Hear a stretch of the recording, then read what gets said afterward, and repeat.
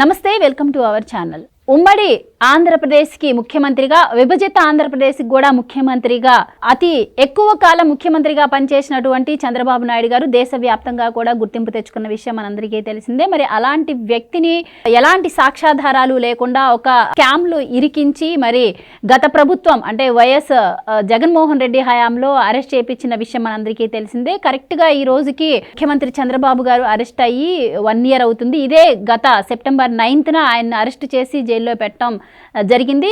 అలా ఒక్క సంవత్సరంలోనే మరి మొత్తం రివర్స్ అయిన పరిస్థితులు అయితే ఇప్పుడు మనం ఏపీలో చూస్తున్నాం. మరి ఈ అరెస్టే జగన్మోహన్ రెడ్డికి, ఆయన ప్రభుత్వానికి దెబ్బ కొట్టింది అన్న వార్తలు కూడా మనం విన్నాం. మరి చంద్రబాబు గారి అరెస్ట్ గురించి, మరి చంద్రబాబు గారు ముఖ్యమంత్రి అయిపోయిన తర్వాత ఆయన పాలన గురించి ఇలాంటి విషయాలన్నీ కూడా తెలుసుకుందాం. మనతో పాటు ఉన్నారు senior political journalist doctor Durga Vadlamani గారు. నమస్కారం. నమస్తే అండి. సో చంద్రబాబు గారిని అరెస్ట్ చేసి ఈ రోజుతో ఒక సంవత్సరం గడుస్తుంది. సో ఏం చెప్తారు? అంటే చంద్రబాబు గారు అరెస్ట్ అయినప్పుడు మనం చూసాం, మరి దేశవ్యాప్తంగా కూడా ఎంతమంది రియాక్ట్ అయ్యారో, ఆయన హయాంలో మంచి పొందిన వాళ్ళు కావచ్చు, మిగతా రాష్ట్రాల నుంచి కూడా ఎంత మద్దతు లభించిందో మనందరికీ తెలుస్తుంది. ముఖ్యంగా వైసీపీ ఓడిపోవడానికి ఒక రకంగా ఇది కూడా కారణమని అంటూ ఉంటారు. సో ఏం చెప్తారు మీరు? అంటే జాతీయంగా అంతర్జాతీయంగా ఒక అరెస్ట్ మీద స్పందన వచ్చింది. మీరు గమనించారంటే, అంటే చంద్రబాబు నాయుడుని అరెస్ట్ చేయడం ఆషామాషి విషయం కాదు అనేది జగన్మోహన్ రెడ్డికి ఇప్పటికీ పూర్తిగా అర్థమై ఉంటుంది. ఒక అరెస్ట్ అనేది ఒక 2 ప్రభుత్వాల పతనానికి కారణమైంది, ఒక ప్రభుత్వం కాదు.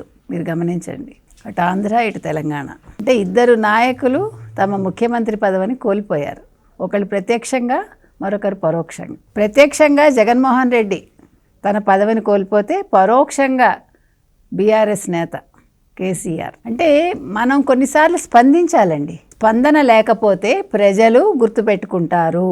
అందుకు తార్కాణం ఎందుకు అలా జరిగింది? కేటీఆర్ అన్న ఒక మాట, మీరు ఇక్కడ కాదు ఉద్యమాలు చేసుకోవటం, మీ పోరాటాలు ఏమైనా ఉంటే బయట పెట్టుకోండి, తెలంగాణలో కాదు అన్నాడు. ఆ ఒక్క మాట ఈరోజు ఏం జరిగిందండి? అసలు నువ్వే ఈ రాష్ట్రంలో ఉండకుండా చేస్తావు ముఖ్యమంత్రిగా అన్నారు ప్రజలు. అంటే ఎంత పర్సంటేజ్ అని కాదు, ఎప్పుడూ కూడా బలం అనేది ఎంతమంది ఉన్నారని కాదు, అంటే సంఘటితం అనేది అలా ఉంటుంది. అలా ప్రజలు సంఘటితమయ్యి ఈరోజు రేవంత్ రెడ్డి ముఖ్యమంత్రి కావడానికి ఒక రకంగా తెలుగుదేశం పార్టీ నేత చంద్రబాబు నాయుడు, ప్రజలు, ఇక్కడ ఉండే ఐటీ ఉద్యోగులు, తెలంగాణలో ఉండే ఆంధ్రప్రదేశ్ ప్రజానీకం కూడా కారణమయ్యారు. ఇది మర్చిపోకూడదు. ఎవరు? KCR and KTR and Harish Rao. అంటే మనం ఒక మాట అనే ముందు చాలా జాగ్రత్తగా మాట్లాడాలి. ఒక రాష్ట్రానికి సంబంధించిన అంశం కాదు అది, తెలుగు వారికి సంబంధించిన అంశం. ఒక తెలుగు వ్యక్తికి అన్యాయం జరిగినప్పుడు తెలుగు వాళ్ళుగా మనం స్పందించాలి అనేది ఈరోజు బీఆర్ఎస్ పార్టీ గుర్తుపెట్టుకోవాలి. తెలంగాణను ఎవరు కాదంటలేదు, తెలంగాణ ప్రజలను ఎవరు కాదంటలేదు. ఎట్ ద సేమ్ టైం నువ్వు ఆంధ్రప్రదేశ్ని కించపరచకూడదు, ఆంధ్రప్రదేశ్ ప్రజలను తక్కువ అంచనా వేయకూడదు.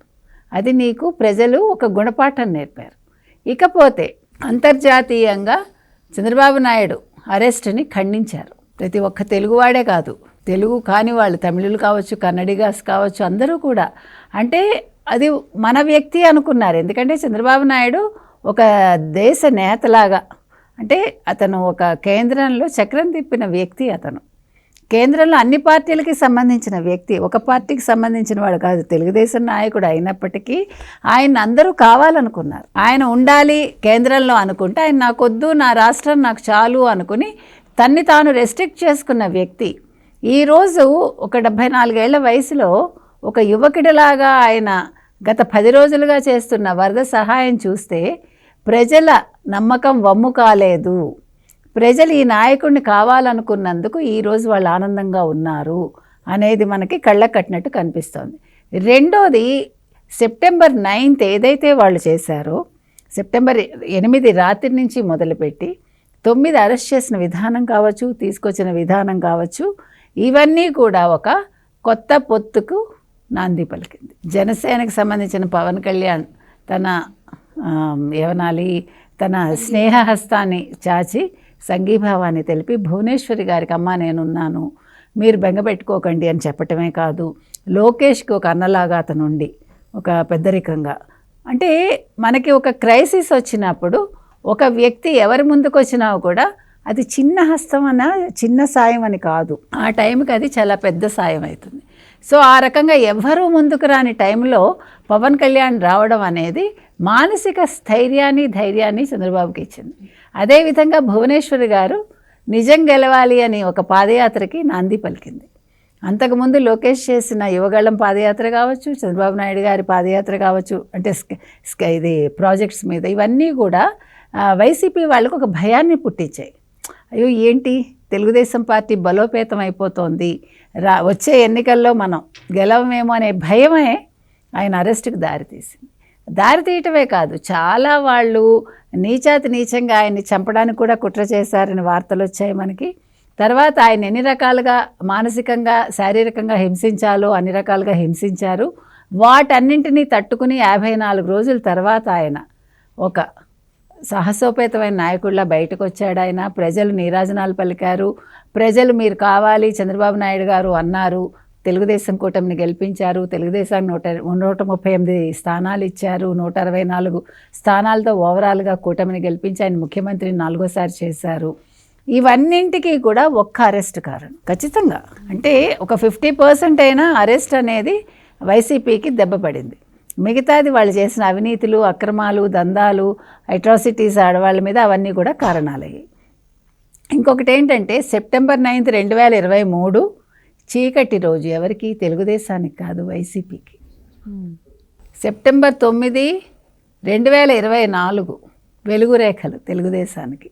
ఈరోజు మళ్ళా చీకటి దినాలు వైసీపీకి. ఎందుకంటే ఇవాళ లండన్ వెళ్ళడానికి లేకుండా ఆయన పాస్పోర్ట్ కోసం తిరుగుతున్నాడు.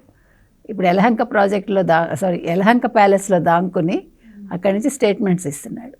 సో చంద్రబాబు నాయుడుకు ఉండే ఒక బలం ప్రజలు, చంద్రబాబు నాయుడుకు ఉండే బలం తెలుగు ప్రజలు, అది ఇర్రెస్పెక్టివ్ ఆఫ్ ప్రాంతాలు.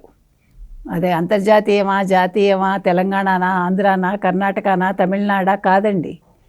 తెలుగు వాళ్ళు, తెలుగేతరులు కూడా, తమిళ వాళ్ళు కావచ్చు, కన్నడ వాళ్ళు కావచ్చు, ప్రతి ఒక్కళ్ళు సంఘీభావాన్ని తెలిపారు. కాబట్టి ఇవాళ ఒక విజయాన్ని ఆయన సాధించారు. ముఖ్యమంత్రిగా మళ్ళా తనేంటో ప్రూవ్ చేసుకున్నారు. కాబట్టి చంద్రబాబు నాయుడికి ఇది మళ్ళా మరో ఉషస్. ఇది అంటే చెప్తూ ఉంటారు చేసిన మంచి ఎటు పోదు అని చెప్పి. ఇన్ని సంవత్సరాలు ముఖ్యమంత్రిగా ఆయన ప్రజలకు చేసిన సేవ కావచ్చు, మిగతా రాష్ట్రాల నుంచి కూడా ఆయనకి మంచి స్పందన లభించింది. అంటే దీన్ని ఏపీ ప్రజలందరూ కూడా, అంటే ఇప్పుడు ప్రజల్లో ఒక అవగాహన కూడా పెరిగింది, ఏది మంచి ఏది చెడు అని చెప్పి. ఒక్క అవకాశం అని చెప్పి ఆయనకు అవకాశం ఇచ్చారు. ఈసారి ఆయన దుర్వినియోగం చేసుకోవడంతో ఇప్పుడు మరి ఆయనకి ఈవెన్ ప్రతిపక్ష హోదా కూడా ఇవ్వలేదు ఇప్పుడు జగన్మోహన్ రెడ్డి గారికి. అలాగే చంద్రబాబు గారి గొప్పతనం ఏంటో కూడా తెలుసుకోవడం జరిగింది 5 ఏళ్లలో. సో ప్రజల గురించి, ఆయన్ని అంత మెజారిటీతో గెలిపించిన ప్రజల గురించి ఏం చెప్తారు? ప్రజలు అదేనండి, ప్రజలు గుర్తించారు కాబట్టి ఈరోజు మెజారిటీ ఇచ్చారు. ఎవరు సరైన నాయకుడు, ఎవరు క్రైసిస్ మేనేజ్మెంట్ డీల్ చేయగలడు. ఆ రోజు కేంద్రంలో కూడా ఆయన క్రైసిస్ నేతగానే ఉన్నాడు. ఎప్పుడు క్రైసిస్ వచ్చినా చంద్రబాబు నాయుడు ఉన్నారు అక్కడ. ఈరోజు ప్రజలకు ఏ విపత్తు వచ్చినా, హుద్హుద్ తుఫాన్ కావచ్చు, ఈరోజు కృష్ణా ఇది వరదలు కావచ్చు, కృష్ణానదికి ఏదైనా కూడా, బుడమేరు వరద కావచ్చు, ఏదైనా కూడా చాలా చక్కగా ఆయన ఆ విపత్తుని, అంటే ప్రజలు నష్టపోకుండా కాపాడి వాళ్ళకి సరైన సమయంలో అన్నీ అందేలా చేసి, ఒక సరైన నాయకుడు ఎలా ఉంటాడు అంటే ఇక్కడ పేరు కాదు ప్రజలు ముఖ్యమని ఆయన నిరూపించుకున్నారు. కాబట్టి ప్రజల నమ్మకాన్ని ఆయన నిలబెట్టుకున్నారు ఖచ్చితంగా. Right madam, thank you sir. Thank you.